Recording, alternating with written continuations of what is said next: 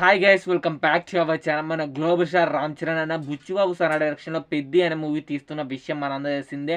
ఈ మూవీ నుంచి రిలీజ్ అయిన చిక్రీ చిక్రీ సాంగ్ ఎలాంటి సెన్సేషన్ క్రియేట్ చేసిందో, నాటు నాటు సాంగ్ తర్వాత వరల్డ్ వైడ్ చాలా ఫేమస్ అయిన సాంగ్ ఇదే అన్నమాట, చిక్రీ చిక్రీ.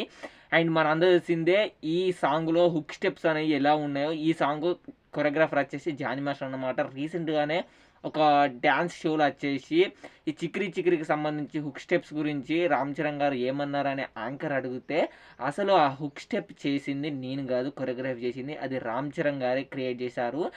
అండ్ అందరు షాక్ అయ్యారన్నమాట. అండ్ ఈ వీడియో అయితే సోషల్ మీడియాలో అరాచకం, ఎందుకంటే ఆ లెవెల్ ఉంది ఆ హుక్ స్టెప్ అనేది. మనకు అసలు జానీ మాస్టర్ గారు క్రియేట్ చేసింది స్టార్టింగ్లో వీడియో వచ్చేసి ఒక సిట్ పొజిషన్ నుండి చేస్తారు కదా రామ్ చరణ్ గారు, అది చేశారంట.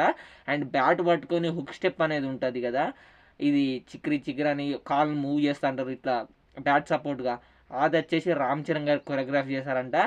అండ్ ఇది నీకు నచ్చితేనే పెడదామని అంటే అది చాలా బాగా నచ్చింది. అండ్ ఆ స్టెప్ తర్వాత ఈ పెద్ద ఫస్ట్ షాట్లో వచ్చిన గ్రౌండ్ కొట్టేది ఉందిగా, అది జానీ మాస్టర్ గారు అయితే సజెస్ట్ చేశారంట. ఈ రెండింటిని కలిపి ఈ చిక్రీ చిక్రీ సాంగ్లో అయితే పెట్టారు భయ్య.